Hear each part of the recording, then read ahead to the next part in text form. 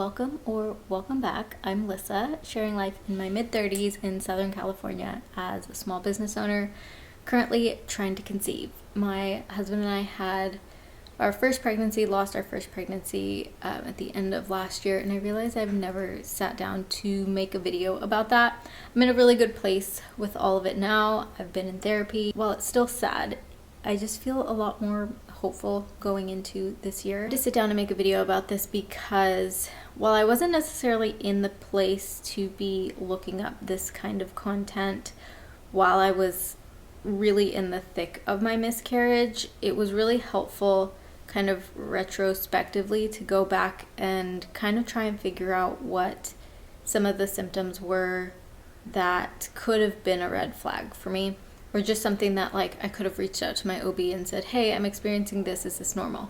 But because I miscarried my very first pregnancy ever, I had nothing to compare it to. And I was also 6 weeks along, which is kind of when you start, at least from what I've heard, when you start to feel symptoms. So I thought everything that I was feeling was just normal, but I also wasn't asking anyone or talking to anyone about it because we were so early along. Everybody's so different when it comes to pregnancy, trying to conceive, having a miscarriage, loss, any of that. So this is just my experience and my feelings. This is by no means the way that anyone else needs to or should do it. So take what serves you, leave the rest. That's always kind of my motto for everything. Talk a little bit about our TTC journey, the very short time that we were pregnant, the miscarriage symptoms I experienced, and then what it's looked like since then. So Michael and I have been married had been just over 4 years. And we kind of knew that was the time that we would probably want to start trying to conceive. I'm 36. I'm about to turn 37 in March, and Michael is also 36. He'll be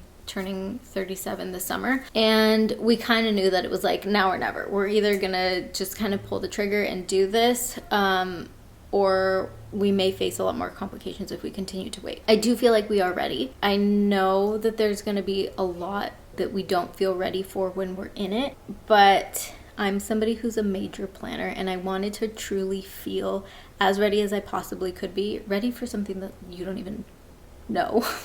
I don't know how ready you can be for that. I wanted to feel confident going into it. I didn't want to just kind of blindly jump into this. I wanted to surround myself with the right things, which for me was a great OB and a great therapist. Also have my business in a place that I would be able to step away for a short time to take maternity leave and obviously financially be ready to do it. So we kind of had ticked all of those boxes. Last summer we had made the decision to start trying. I had already been tracking my cycle. Started using ovulation strips a few months prior to that just to kind of get the hang of it and to see when exactly I was ovulating. So that gave me a really good sense of the days that we should be trying. Once we kind of decided, I think I just expected it to happen immediately, and it didn't, which started to make me feel like something was off. Maybe my tracking was off. When we were trying to conceive was off. I don't know. We got pregnant on our 3rd month, which happened to be the first month that we switched from using just the ovulation strips to using the in utero monitor. I don't know that it's that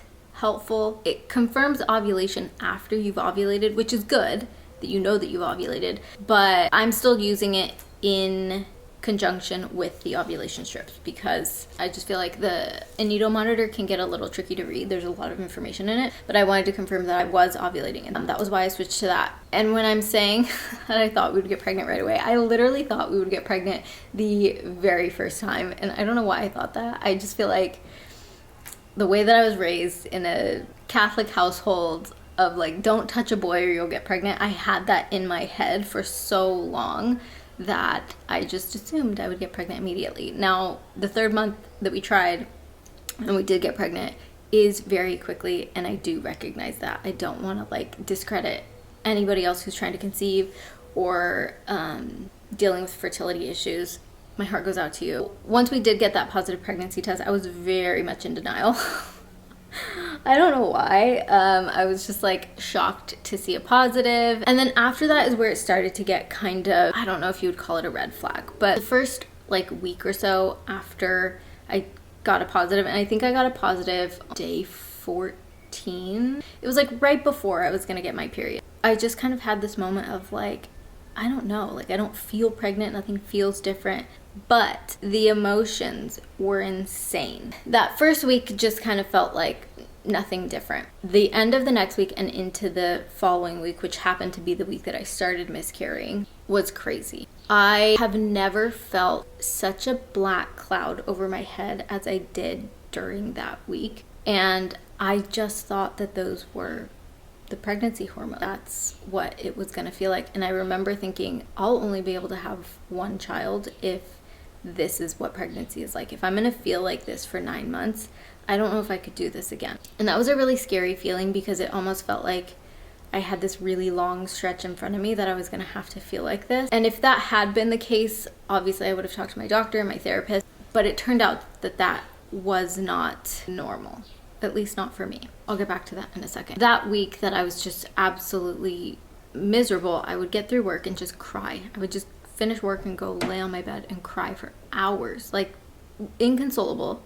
And I couldn't pinpoint it. It was just this feeling of, I don't know, despair and sadness. It was the strangest thing. I've literally never felt like that in my life. I deal with anxiety like regularly, but I've never felt that before. As that week progressed, I kept kind of doing like a full body check of like, what am I feeling? Do I feel cramps? Do I feel like a sore chest? And I had some of those things, which again, were just kind of normal. But I specifically remember having a sore chest, and then Saturday morning, I woke up and we were actually going to go take our Christmas photos with our photographer. And that morning, I didn't have a sore chest anymore. And I was like, oh, amazing. Like they're not sore anymore. I had taken a pregnancy test that morning because we were going to announce our pregnancy with those photos. So I just wanted a fresh like digital test to take with me. I figured since I was like 6 weeks at that time, I could just pee on the pregnancy test like with the stream of urine instead of dipping it. And when I did that, I got a negative. And I thought that was really odd. I was like, well, shouldn't my HCG be even higher than it was when I got the first positive? Why did it? I just assumed it was user error at that point. So I took another, peed in a cup and dipped it, and I got a positive. So I threw that one in my bag and we left. I had been experiencing cramping throughout the week, but this day was the most. Felt like period cramps. I was wearing a white dress for our photos. So when we got to our location, I kind of just hiked up my dress for a second before we got out of the car, and there was blood. And I was like, And immediately I had this feeling that it was not good, that it wasn't implantation blood. It just kind of like, it was, I don't know, it was just my intuition. I was like, this is not good. So I got out, our photographer's female, thank God, and I asked her, I was like, do you have a pad or anything? Because I had nothing and I had that white dress on. I told her, I was like, this wasn't the way I wanted to tell you, but we're actually pregnant. We were gonna like do a whole thing. But I'm bleeding right now. And she said, no, like, don't worry about it. She was so sweet. She helped me like find a bathroom, and I just kind of put a bunch of paper towels in there. We went through the photo shoot, and during that photo shoot, I just felt worse and worse and worse. And I remember there was a moment that I could just feel, I don't know how to say this tactfully, but I could feel things coming out.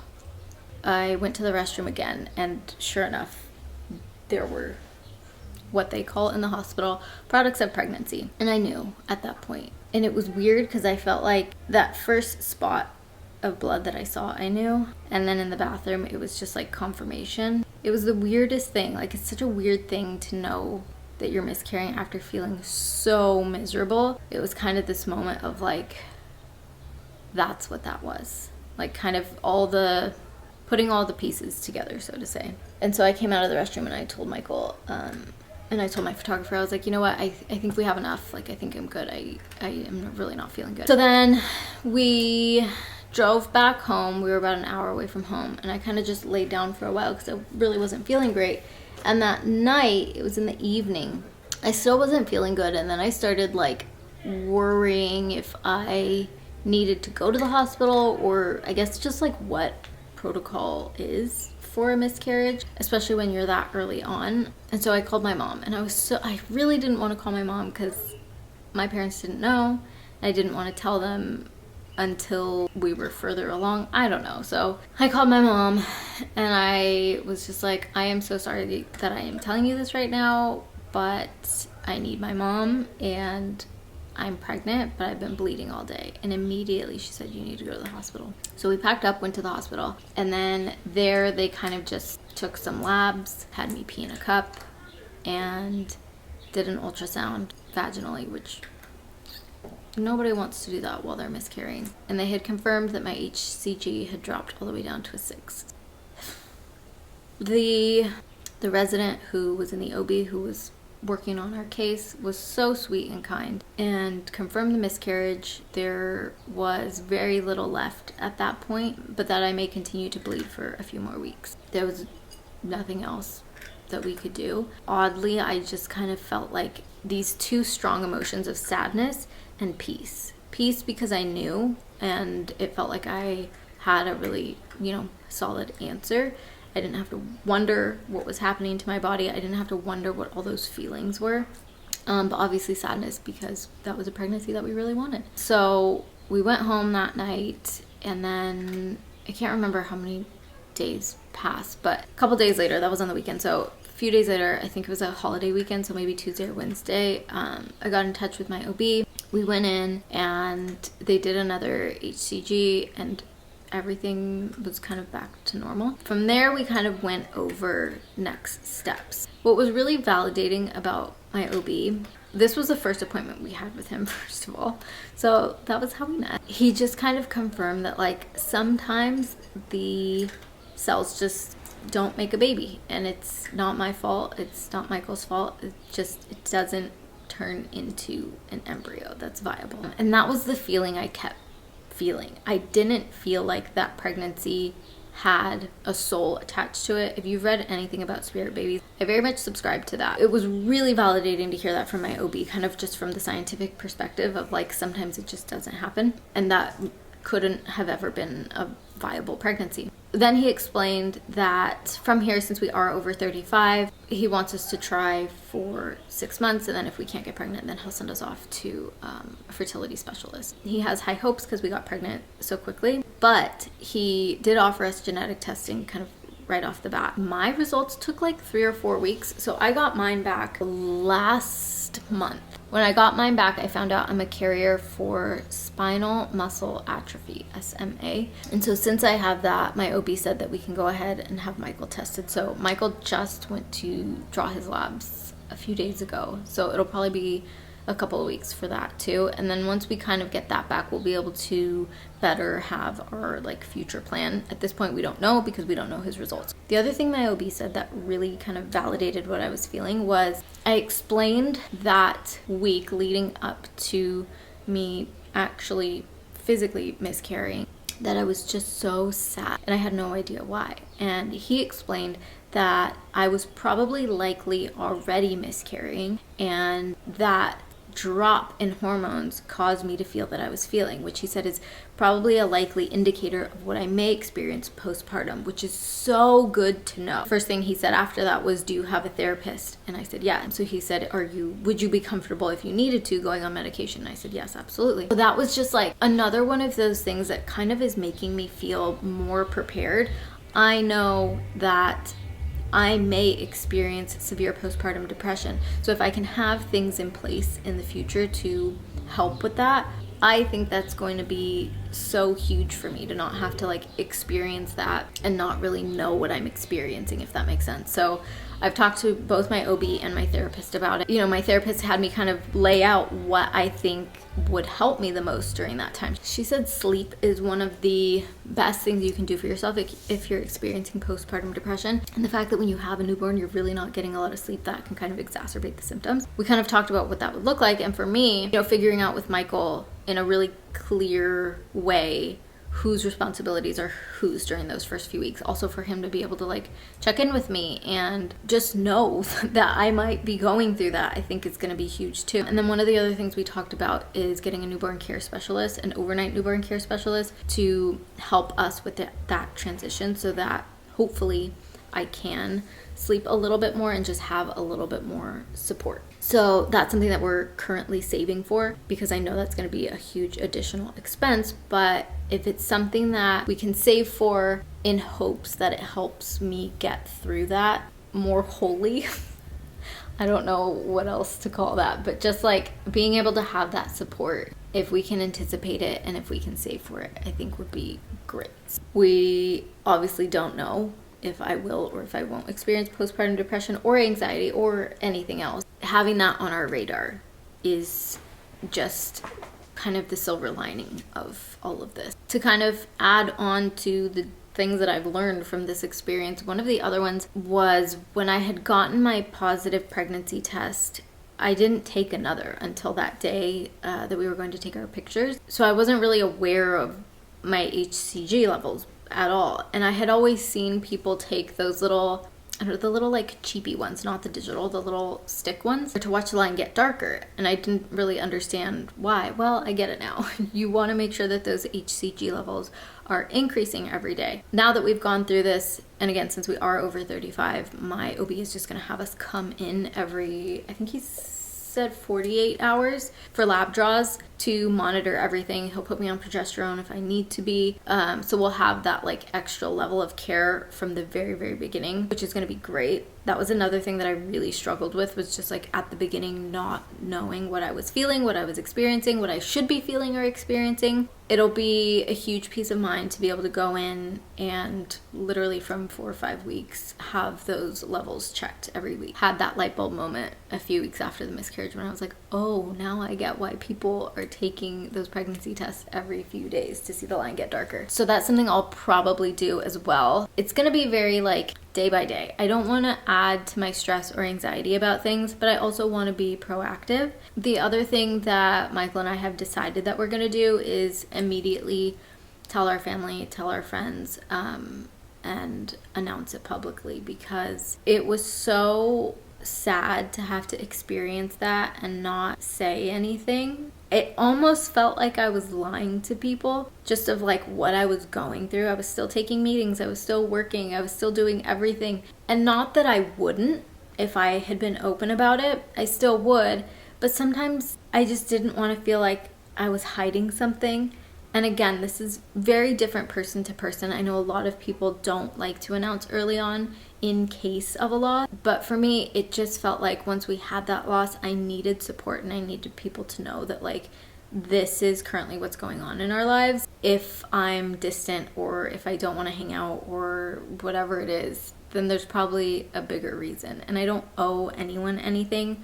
I'm just the type of person that very much likes to live kind of like an open book. We will likely announce as soon as we know for the next time around, and we'll also be sharing what that is like. We are not currently in this moment trying to conceive because we're waiting on genetic results, but when we get those, that'll kind of start things up again depending on what those results look like. And as of now, IVF is not on the table. Hopefully it'll stay that way, but of course if we are both carriers for something, then that's something that we might explore. And I think one of the other really huge factors that helped me process all of this was the fact that I had already been in therapy. Not for long, I think I had been in therapy maybe 3 months or so, and my therapist knew that we were trying to conceive. She and I were working through a lot of things. That whole strict Catholic upbringing that I had really kind of gave me some skewed versions on trying to conceive, having a baby, intimacy in general. So we were unpacking a lot of that. Being able to talk through my feelings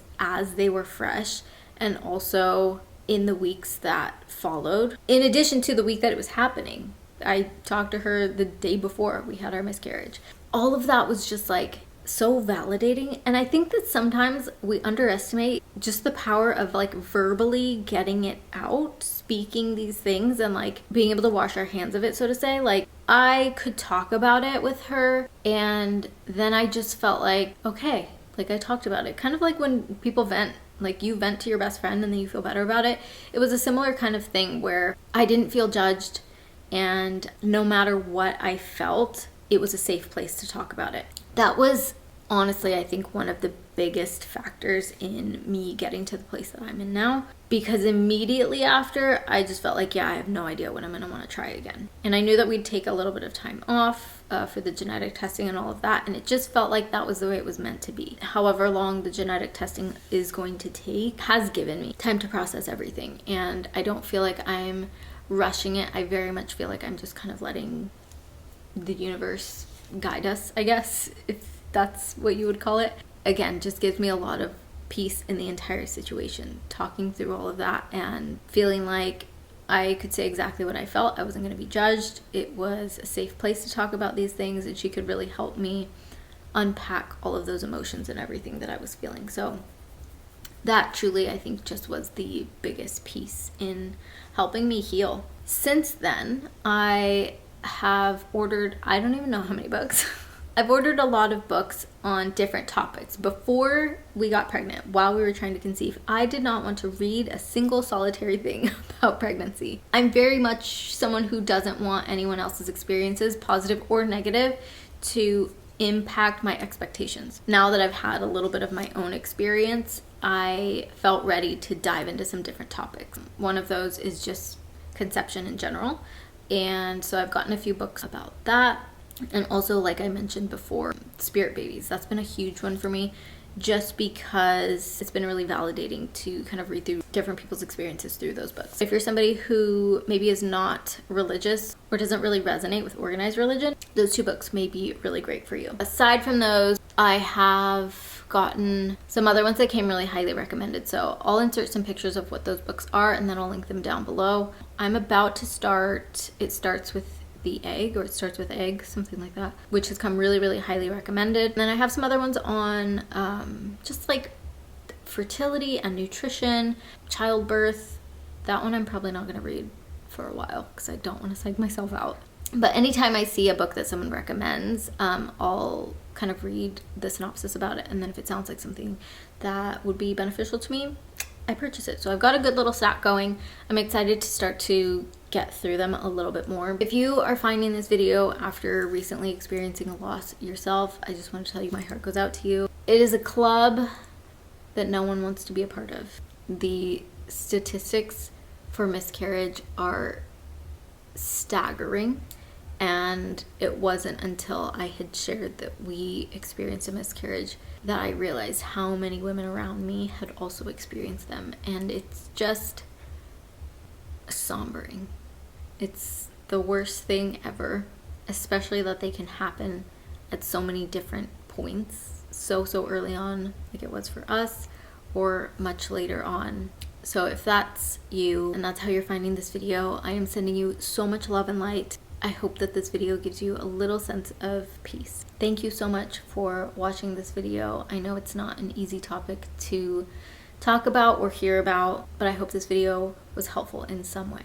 And if there's other topics or experiences you want to hear from me about, please leave them down below. Like I said, I'm very much an open book, and I'm happy to kind of chat about whatever can be helpful to you and my experience. And make sure you stick around, because I will be documenting our entire TTC journey, starting with Michael's lab results as soon as we get those. And then we'll have a much clearer path on the steps ahead. Thanks for watching.